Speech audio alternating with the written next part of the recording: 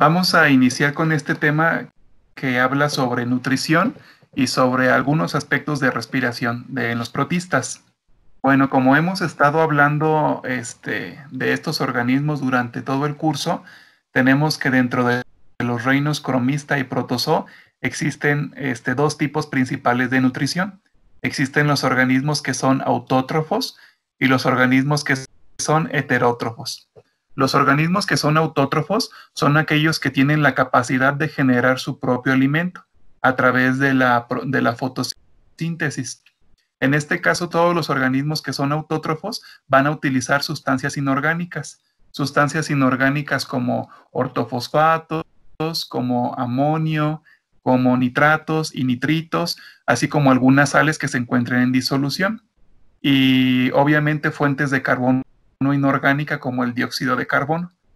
La parte que es sustancial para poder desarrollar este tipo de alimentación es tener acceso a energía lumínica y tener un orgánulo que le permita transformar compuestos, en este caso sería el plasto, para poder generar moléculas de carbono orgánico que después entrarían a rutas metabólicas para posteriormente generar ATP que permitiría el funcionamiento de la célula. En el caso de los organismos que son heterótrofos, ellos no tienen el plasto, entonces no tienen forma de asimilar o aprovechar la energía luminosa que da el sol o cualquier fuente de energía lumínica, en este caso energía luminosa artificial en los laboratorios que tienen cultivo de protistas, y entonces su fuente energética exclusivamente es por la oxidación de material orgánico, y esta oxidación principalmente se va a dar en un orgánulo especializado que es la mitocondria. La mitocondria está presente en los dos grupos, en autótrofos y en heterótrofos. Sin embargo, en el caso de los autótrofos, la mitocondria utiliza el material orgánico que el autótrofo generó, mientras que en el heterótrofo tiene que buscar material orgánico del exterior para poder incluirlo. Entonces, en el caso de los autótrofos, al utilizar sustancias inorgánicas que se encuentran disueltas en el agua, se les van a llamar del tipo de alimentación holofítica, mientras que en el caso de los heterótrofos, que tienen que incorporar material orgánico, los vamos a denominar nutrición o alimentación holozoica y saprozoica. Entonces, el tipo de nutrición sería: un autótrofo va a requerir de la nutrición holofítica. Tiene capacidad para adquirir alimento inorgánico o líquido. ¿Cómo lo incluye? Lo incluye a través de ósmosis, procesos de ósmosis, ya sean procesos de ósmosis activa u ósmosis pasiva. En el caso de los organismos que son heterótrofos, su nutrición por el tipo de alimentación va a ser holozoica y saprozoica. La alimentación holozoica va a ser aquella donde el organismo tiene capacidad para incluir alimento orgánico a través de la fagotrofía, es decir, necesita generar vesículas para poder fagocitar. Y en el caso de la alimentación saprozoica, tenemos que los organismos heterótrofos de este tipo de alimentación van a poder incluir alimento orgánico e inorgánico que se encuentre disuelto, dado que por ósmosis lo pueden incluir dentro de sus complejos celulares. En el caso de la nutrición holofítica, que es la que aparece en los organismos autótrofos, los que tienen capacidad de hacer fotosíntesis, tenemos que como fuente primaria de carbón inorgánico está el dióxido de carbono.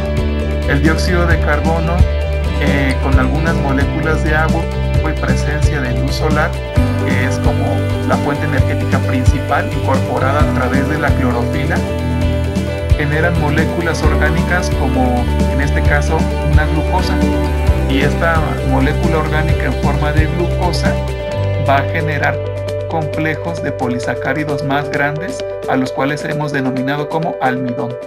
Y el almidón se va a guardar en algunos orgánulos de reserva, los cuales hemos denominado pirenoides.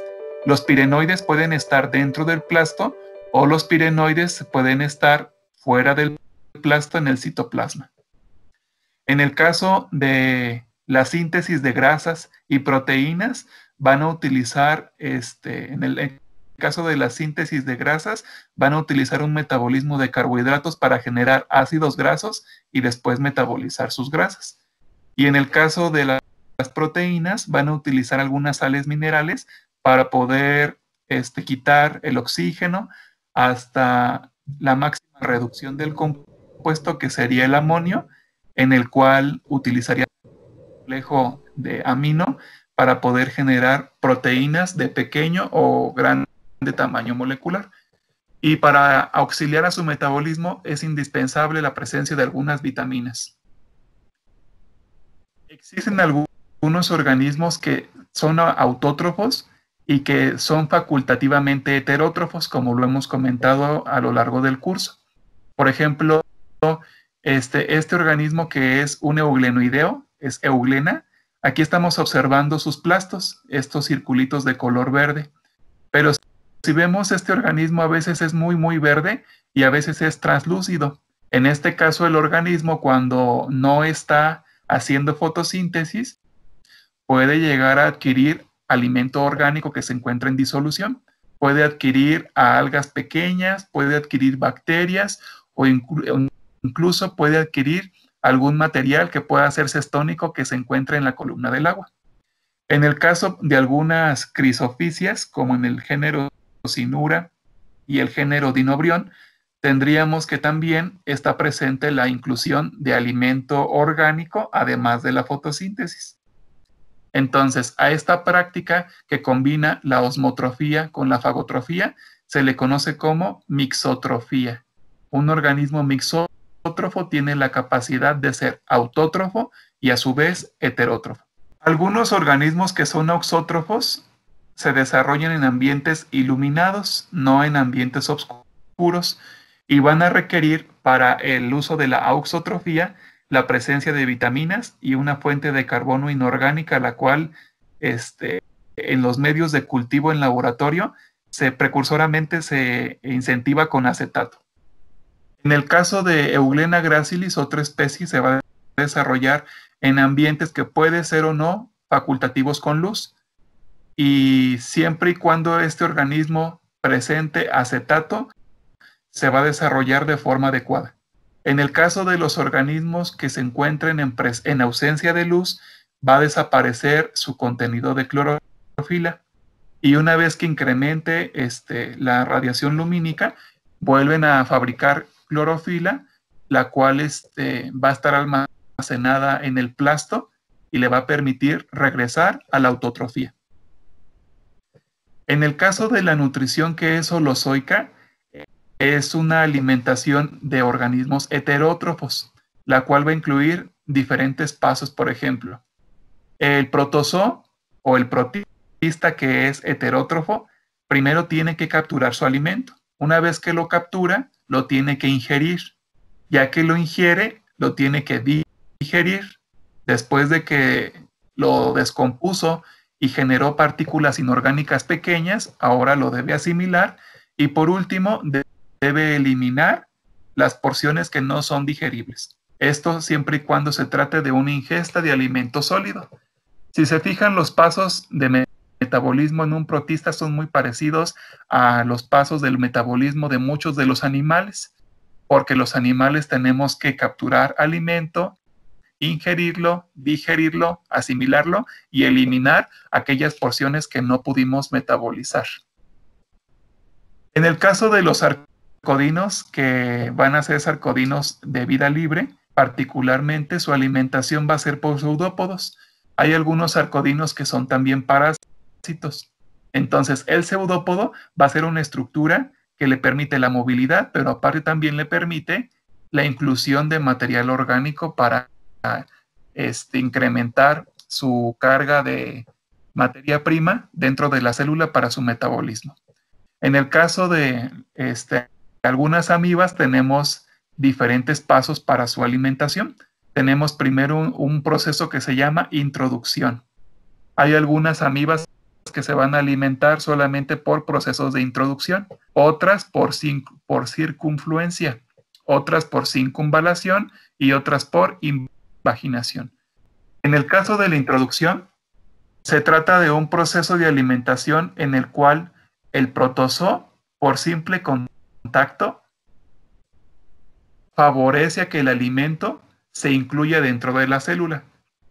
En el caso de circunfluencia, requiere de un gasto metabólico un poco mayor, ya que el organismo, en este caso el organismo ameboideo, debe de rodear al alimento en cuanto esté en contacto con él para englobarlo e ingerirlo por vesículas alimenticias.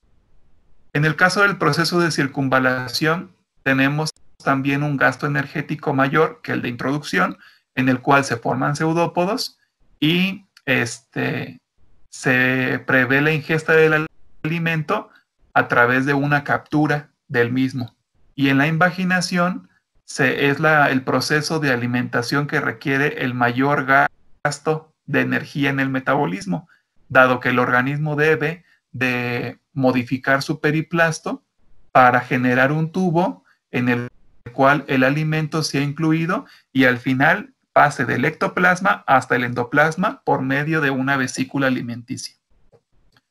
Este proceso, ¿cómo sería? Por ejemplo, en el caso de la introducción, el organismo solamente se coloca sobre el alimento, particularmente puede ser filamentos o algún residuo de material cestónico con materia orgánica o algunas bacterias, en las cuales con simple contacto hace pequeñas vesiculitas en el ectoplasma y los incorpora al contenido celular.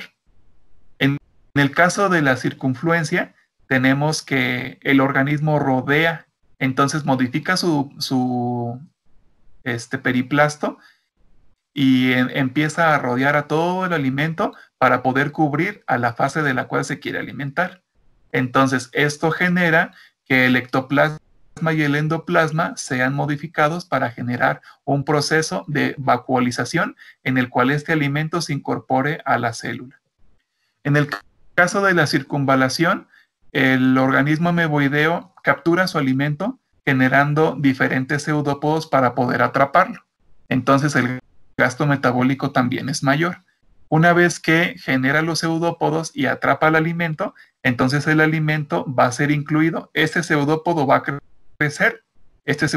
crecer, van a rodear al organismo, lo van a envolver en una vesícula y después la vesícula va a entrar a la célula para el siguiente paso, que sería la digestión.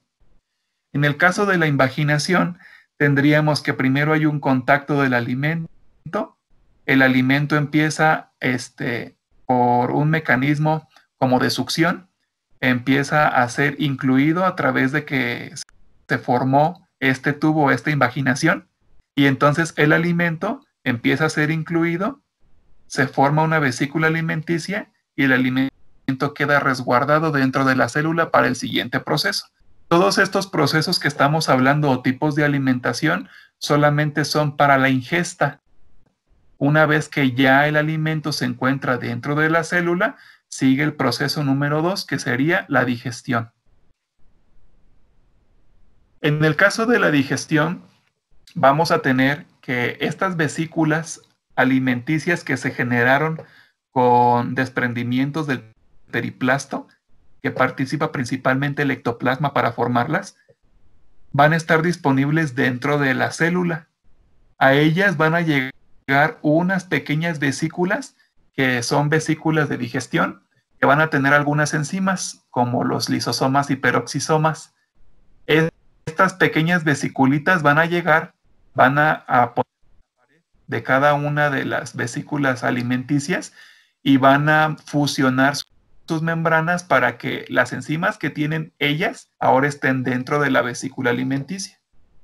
Una vez que las enzimas se encuentran en contacto con el organismo que fue incluido, ahora empieza el proceso de digestión. Las enzimas se encargan de descomponer al material orgánico y una vez que surge la digestión, ahora viene la asimilación. En la asimilación, como caldo de compuestos orgánicos pequeños o inorgánicos en disolución son transferidos a las diferentes partes de la célula donde se les requiere. Y todo aquel alimento que no pudo ser metabolizado queda como un residuo. Entonces esta vesícula, al tener residuo ahora dentro de ella, se va a denominar una vesícula de desecho. Y ahora sigue el paso final del proceso de alimentación, en donde la vesícula se va a acercar a una porción del periplasto para soltar todo aquel material que no fue asimilado, a lo cual se le conoce como excreción. En el caso de algunos protozoos que son parásitos, como en el caso del género Plasmodium, el género Plasmodium tiene algunas especies que permiten el desarrollo de enfermedades en algunos vertebrados. En el humano, el Plasmodium se puede transmitir por la picadura del mosquito y nos genera malaria. Entonces, una vez que el mosquito, que el flebópodo, nos contagia o nos contamina con Plasmodium a los vertebrados, entonces el Plasmodium empieza a desarrollarse en el flujo sanguíneo y se alimenta de los eritrocitos. Entonces lo que hace es rodea a un eritrocito y a través de un proceso de fagocitosis se alimenta del eritrocito. En el caso de los organismos ameboideos, de los arcodinos, tendríamos que los pseudópodos tienen diferentes tipos de clasificación de acuerdo a el grosor que tenga el pseudópodo, así como a la presencia de ectoplasma o endoplasma. Entonces, en esta imagen que tenemos aquí está un organismo ameboideo, es una amiba de vida libre. Si observamos, es un organismo amorfo que en esta sección está generando pseudópodos, también aquí, y los puede generar en cualquier parte de su periplasto. Entonces, en este caso, estos pseudópodos son denominados lobópodos, dado que tienen extensiones del ectoplasma y también tienen extensiones del endoplasma. Entonces, son pseudópodos muy gruesos, favorecido porque presenta un gran contenido de endoplasma. Este es un ejemplo muy particular de Amoeba proteus, y sus pseudópodos son tan gruesos que a veces parecen como dedos o como si fueran pequeñas lenguas. En el caso de los filópodos van a ser muy delgados, van a ser muy parecidos a este que se observa aquí. Entonces el filópodo va a ser una proyección delgada, la cual va a tener particularmente ectoplasma, no va a estar constituida por endoplasma. Entonces, una vez que este pseudópodo solamente presenta ectoplasma y no se puede fusionar con otros pseudópodos, a ese proceso se le llama anastomosis, entonces se llama filópodo. Pero si es delgadito y solamente tiene ectoplasma y aparte se puede fusionar, es decir, sufre un proceso que se llama anastomosis, entonces estaríamos hablando de un pseudópodo como este tipo, donde empieza un pseudópodo, se empieza a dividir y luego se fusiona. A esta fusión se le llama anastomosis. Ya no sería un filópodo, ahora estaríamos hablando de un rizópodo, que es un pseudópodo ramificado que sufre anastomosis. Y en el caso del auxópodo, es un tipo de pseudópodo simple, el cual está constituido solamente por ectoplasma y particularmente no presenta anastomosis. Otro tipo de orgánulo alimenticio en los protozoos es el citostoma.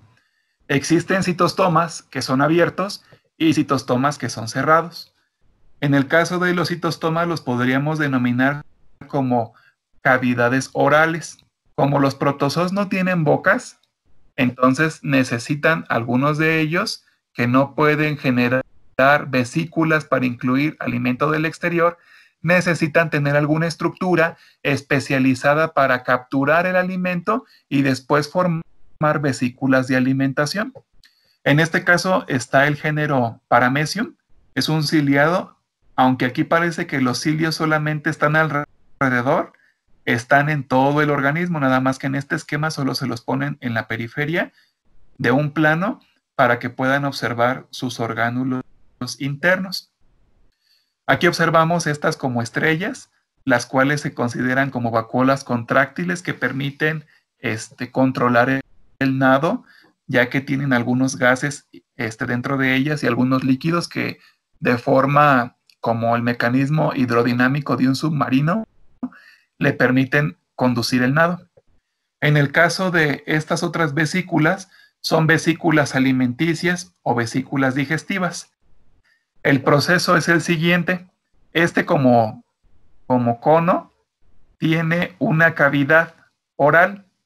Entonces, esta cavidad oral se conoce como citostoma. Está rodeada por una corona de cilios. Los cilios hacen corrientes de agua que permiten que el alimento que está en la periferia sea conducido al citostoma. Una vez que llega al citostoma, entonces pasa por esta sección a la cual se le llama citofaringe y posteriormente pasa a la parte final de la citofaringe donde se encuentra una vesícula. Esta vesícula va a recibir el alimento que ingrese por la citofaringe, lo va a englobar y va a quedarse dentro del citoplasma en espera de pequeñas vesículas con enzimas para poder iniciar el proceso de digestión. Una vez que el proceso de digestión se lleva, ahora sigue el proceso de asimilación. En esta parte tendríamos ya una vacuola alimenticia liberada, la cual está en proceso de digestión. Y aquí tendríamos otra vesícula alimenticia, la cual ya está en proceso de asimilación. Van a llegar otras pequeñas vesiculitas a recibir el alimento de material inorgánico pequeño y material orgánico pequeño para poderlo distribuir a toda la célula. Aquellas partes o estructuras que no se pudieron asimilar o digerir, entonces van a corresponder al desecho. Y en esta parte, una vesícula de desecho, a la cual se le denomina citoprocto, se va a asociar a la pared del organismo para liberar todo aquel material que no se pudo asimilar. Y entonces esta membrana se incorpora ahora a la membrana de la periferia sin haber pérdidas para este protozoo. Esto es en el caso de alimentación con citostomas que son abiertos. En el caso de este protozoo es otro ciliado. Como esta es una imagen de microscopía óptica, no sé si alcancen a notar pequeños filamentos. Estos pequeños filamentos son sus cilios. Está rodeado totalmente de cilios. Este filamento de aquí es un cirro y a todo alrededor tiene cilios. Entonces, este organismo primero tiene contacto con su alimento. Después abre una invaginación y empieza a abrir un citostoma que estaba cerrado. Y una vez que abre esta invaginación, que abre su citostoma, incorpora todo el material que estaba disponible para su alimentación y se va a formar una gran vesícula alimenticia en la base de este citostoma. Aquí observamos el citostoma. Esta sería la sección de la citofaringe y aquí tendríamos el envoltorio que permitiría la construcción de la vesícula alimenticia. Y el proceso sería el mismo. Tendríamos una ingesta, digestión, asimilación y excreción. Aquellos organismos que tienen una alimentación en la cual se van a incluir pequeño material orgánico que se encuentra disuelto en el agua, así como material inorgánico que se encuentra disuelto en el agua. Si recordamos este tipo de alimentación, es el tipo de alimentación que corresponde a la alimentación saprozoica para una ingesta por osmotrofía. Tendríamos que existe un proceso en el cual denominamos pinocitosis. La pinocitosis va a ser un proceso en el cual se van a generar pequeñas vesiculitas en la parte externa del ectoplasma. Si revisan, esto azul es ectoplasma y esto color como amarillo o cafecito es el endoplasma. Entonces, una vez que el alimento está en la periferia del protozoo, el ectoplasma forma la vesícula. Y ya que forma la vesícula, entonces van a llegar algunos lisosomas que fueron fabricados por el aparato de Golgi, y estos lisosomas van a fusionarse con la vesícula para desintegrar el alimento que fue incorporado y después pasar al proceso de asimilación. En el caso de los peroxisomas van a servir para tratar de descomponer todo aquel material que las enzimas de los lisosomas no pudieron descomponer. Entonces, la nutrición saprozoica va a ser aquel proceso donde el organismo ingiere sustancias orgánicas e inorgánicas disueltas. Van a ser sustancias simples, que pueden ser de origen vegetal o animal.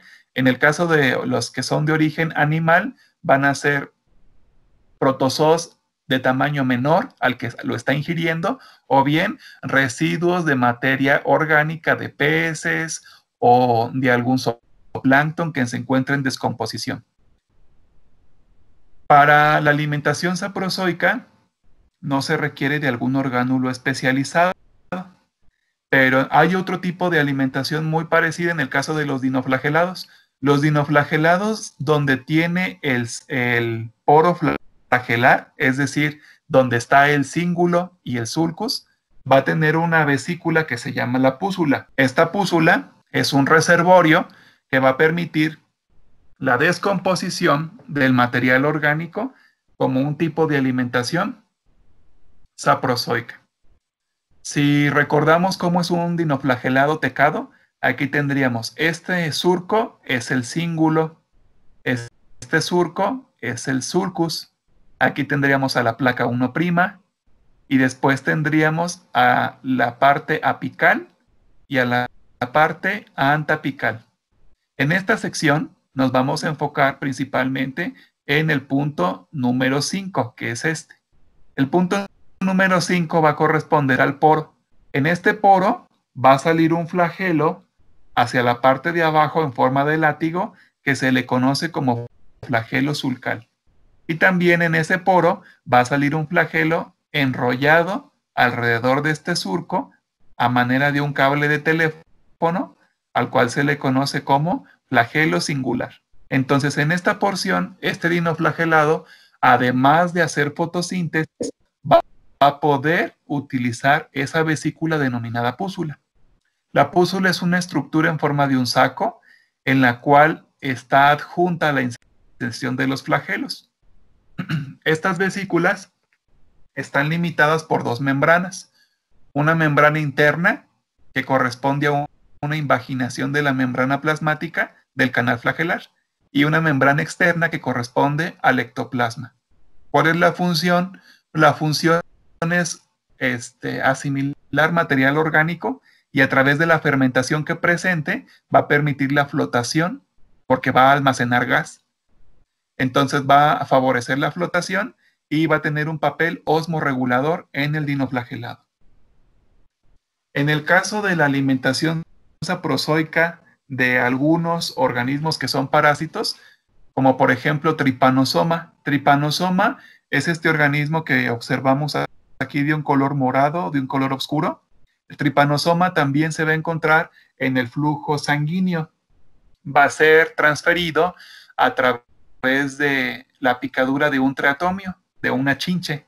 Y entonces, este protozoo que se encuentra en el flujo sanguíneo se va a alimentar a través de una alimentación saprozoica, como lo hace Plasmodium.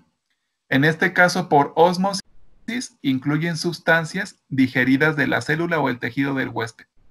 Trypanosoma se va a alimentar de los eritrocitos.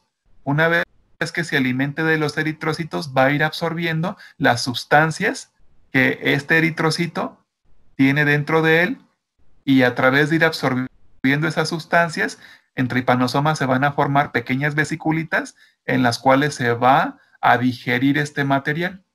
Es un proceso de absorción a través de pequeñas vesículas.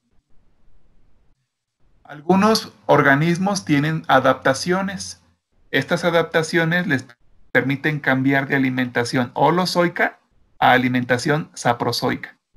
Entonces, si no existe alimento, por ejemplo, aquí tenemos a un ciliado que se llama Tetraimenia piriformis. Tetraimenia principalmente se va a alimentar de un tipo de alimentación saprozoica. Entonces, Tetraimenia, al estar incorporando alimento orgánico sólido de pequeño tamaño, si no está disponible este alimento, entonces cambia su estrategia de alimentación y ahora su alimentación va a ser holozoica. Es decir, va a empezar a alimentarse de estructuras sólidas de mayor tamaño. Va a incluir algunas sales inorgánicas, aminoácidos, ácidos nucleicos, fuentes de carbono y vitaminas. En el caso de algunos organismos como este ciliado, que es también un paramecium, este protozoo lo que hace es genera una asociación para poderse alimentar. Lo que él hizo en un inicio fue alimentarse de diferentes clorelas que se encontraban en la columna del agua, las incluyó dentro de su célula y una vez que estaban dentro de ellas las protegió con una vesícula para después poderlas digerir. Pero lo que hizo este organismo fue no envió lisosomas para que iniciara el proceso de digestión. Dejó que la clorela dentro de él hiciera fotosíntesis, dado que es un organismo translúcido, es transparente. Y entonces, al hacer fotosíntesis dentro de él, libera algunos compuestos que al protozoo le sirven para alimentarse. Entonces, es una simbiosis en la cual la clorela vive dentro de él, hace fotosíntesis dentro de él y le da alimentos al protozoo. Sin embargo, este protozoo, cuando va a dividirse por fisión binaria, tiene que descomponer a todas las clorelas, tiene que comérselas, no las puede dejar dentro de él para poderse dividir. En el caso de Tetraimenia borax, tenemos que Tetraimenia borax se puede alimentar de diferentes fuentes orgánicas, por ejemplo, puede comer bacterias, puede comer material orgánico en disolución por alimentación saprozoica, puede alimentarse de ciliados que son de menor tamaño al que ella presenta, porque este es un ciliado también, y además se come algunos estadios juveniles de su misma especie o de su grupo taxonómico. Entonces, si Tetraimenia come bacterias, su forma va a ser alargada y su tamaño va a ser pequeño, con una pequeña cola. Si Tetraimenia se alimenta de pequeñas cantidades de material orgánico, su forma la va a cambiar a ovoide o a fusiforme. Fusiforme es como en forma de S, en forma sigmoidea. Su tamaño va a ser de 30 a 70 micrómetros. Si se alimenta de algunos ciliados muertos, su forma va a ser con un tamaño de 60 a 80 micrómetros. Y cuando se alimenta de organismos de su mismo grupo taxonómico, su forma es ovoide, alcanzando un tamaño desde las 100 hasta 500 micras, es decir, ya lo podríamos observar a simple vista como pequeños puntitos. Entonces, en este caso, Tetraimenia borax es un protozoo ciliado que demuestra que dependiendo de la calidad y cantidad de alimento, el protozoo puede modificar su forma, su tamaño y puede generar algunas estructuras especiales. En el caso de Quilomonas, esta Quilomonas es una microalga. Esta microalga, cuando se alimenta o cuando tiene como fuente principal de alimento azúcares del grupo glucosa-peptona, son muy pequeñas y generan muchos gránulos de almidón, pero no genera grasa.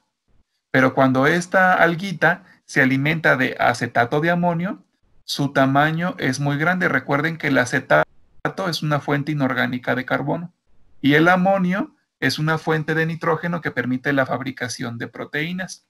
Entonces, cuando se alimenta de acetato de amonio, esta Quilomonas paramecium ahora es muy grande, va a presentar pocos gránulos de almidón, pero va a presentar gránulos de almidón muy grandes. Una vez que un protista se alimenta, la mayoría de su vía metabólica no es únicamente el catabolismo, también tiene procesos anabólicos para guardar en algunos orgánulos de reserva algunas sustancias.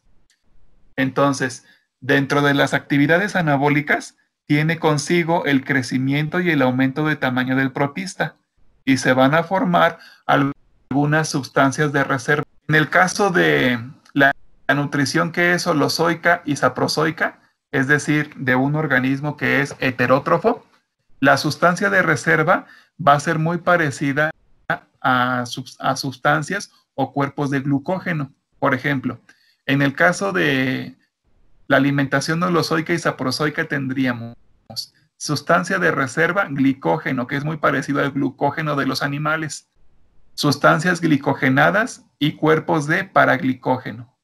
El glucógeno es muy parecido al almidón, también es un polisacárido. La única diferencia son sus enlaces químicos. ¿Cómo podríamos observar a gránulos de glicógeno o a cuerpos de paraglicógeno adicionando algunas gotas de Lugol a la célula para poder teñir con mayor intensidad ese tipo de polisacáridos? Y en el caso de sustancias glicogenadas, con carmín de Best.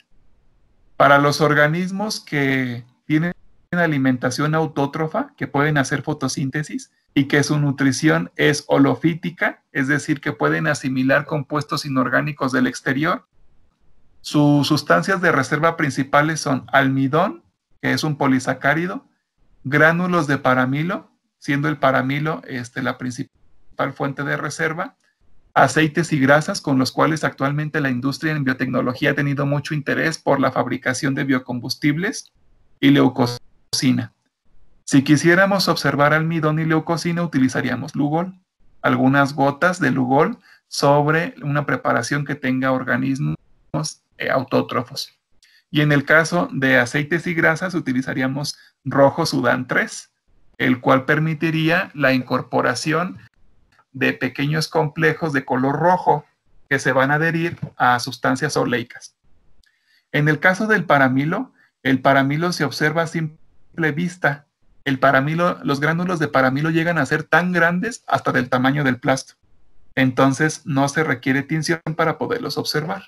En el caso de las sustancias de reserva, tendríamos que este dinoflagelado, que es un dinoflagelado desnudo del género Noctiluca, se llama Noctiluca scintillans. Es principalmente dentro de sus sustancias de reserva la grasa. Este organismo es heterótrofo. Al estar almacenando grasa que permiten la luminiscencia bajo estimulación mecánica. Si ustedes tienen la oportunidad de ir al océano, probablemente observen algunos procesos de bioluminiscencia en la noche, en donde ven que las olas rompen a la orilla del mar y se ponen de color plateado. Es por la presencia de estos dinoflagelados que al momento de que las olas rompen, hay un proceso de bioluminiscencia. En el caso del género Peridinium, del género Tripos, antes denominado Ceratium, y del género Gymnodinium, los gránulos de reserva a forma de grasa van a tener una función hidrostática, es decir, van a facilitar su proceso de desplazamiento en la columna del agua.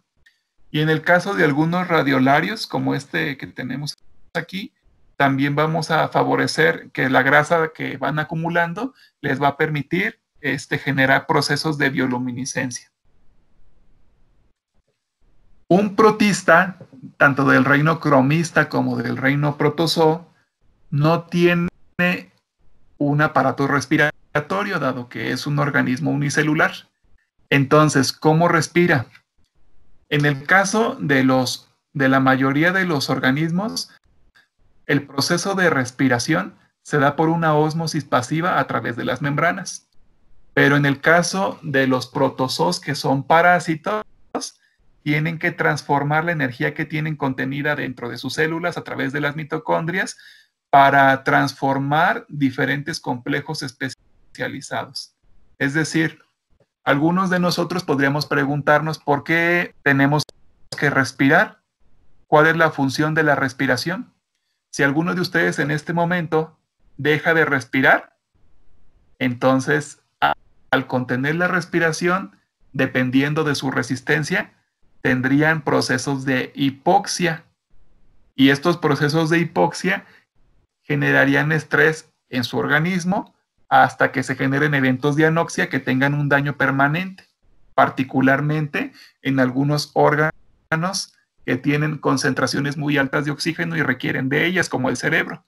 Entonces, si un organismo no respira, no tenemos la incorporación de oxígeno. ¿No nos hemos preguntado alguna vez por qué tengo que respirar?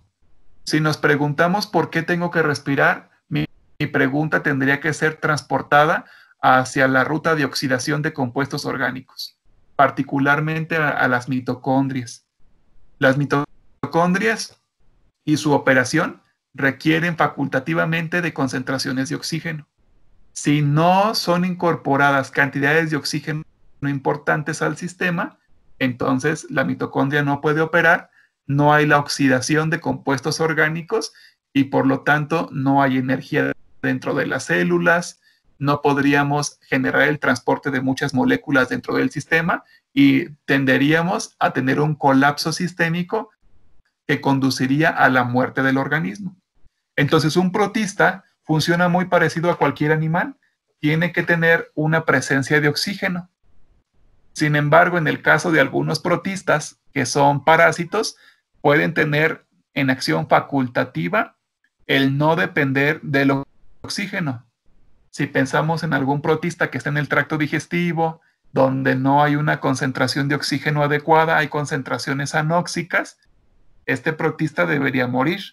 Entonces, este protista tiene un metabolismo diferente, un metabolismo en el cual no requiere que el oxígeno sea el elemento aceptor de electrones para descomponer materia orgánica. Utiliza otros compuestos.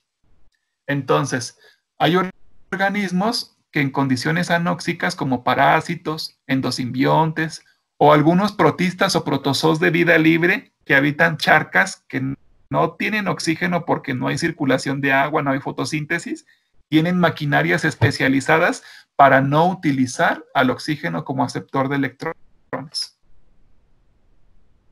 Los protistas, por lo tanto, no tienen un aparato respiratorio y obtienen los gases, como en este caso el oxígeno, por difusión. Una difusión que permite la regulación del contenido de gases dentro de la célula. Aquellos que son aerobios van a permitir la difusión de oxígeno diatómico principalmente. Y aquellos que son anaerobios van a desnaturalizar algunas moléculas como el dióxido de carbono para la obtención del oxígeno, siempre y cuando este protista utilice el oxígeno como aceptor de electrones.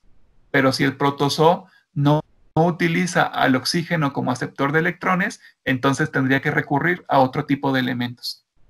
En el caso de los protistas que son autótrofos o vegetaloides, además de producir al oxígeno diatómico como desecho de su metabolismo, también incorporan a este oxígeno diatómico para poder hacer las actividades de oxidación y completar el proceso de respiración.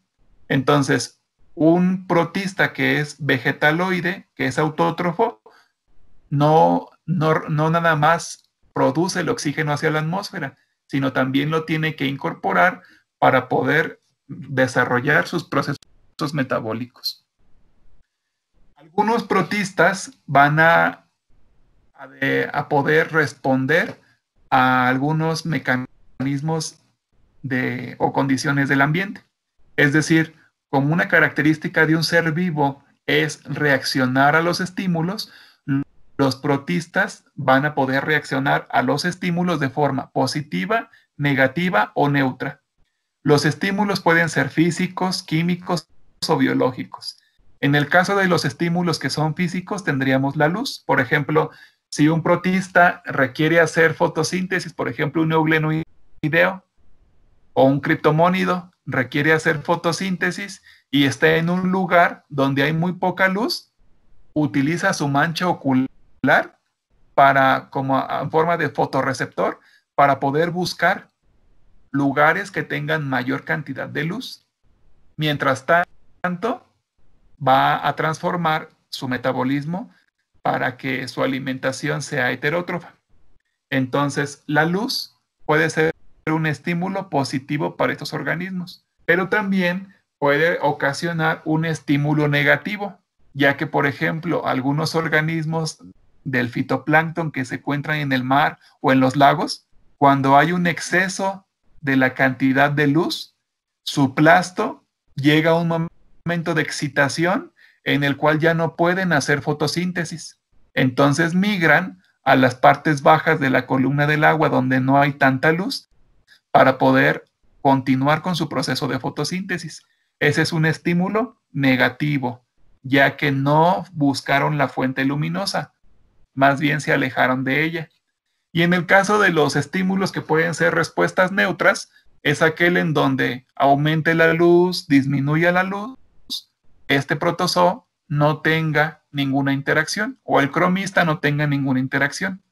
Entonces, en los estímulos que son físicos tenemos la luz, las corrientes de agua, la temperatura del agua, la cantidad de sólidos disueltos totales o los sólidos totales que pueden incrementar la turbidez en el agua, el pH, la conductividad eléctrica y algunos estímulos mecánicos, como por ejemplo vibraciones o que se vaya acercando a algún predador y que lo toque al protozoo, al cromista, o en este caso la presencia también de algunas hormonas de sus depredadores. En el caso de los estímulos químicos tendríamos aquí a las hormonas, a los nutrientes, a la alcalinidad del agua, a la acidez del agua, la cantidad de algunos iones como cloruros, sulfatos, sales disueltas, la presencia de gases como el oxígeno, el dióxido de carbono, la presencia de algunos compuestos que están en disolución como el ácido sulfídrico o algunas otras formaciones inorgánicas. Y en el caso de los estímulos que son biológicos, la presencia de depredadores, alejándose de ellos para evitar la predación. Entonces, las respuestas las podemos clasificar como positivas si aumenta la concentración celular de los protistas cuando cambian las variables. Negativa si se alejan del estímulo o si disminuye la concentración celular de los protistas cuando las variables son modificadas. Y neutra cuando no presentan ninguna influencia por el estímulo.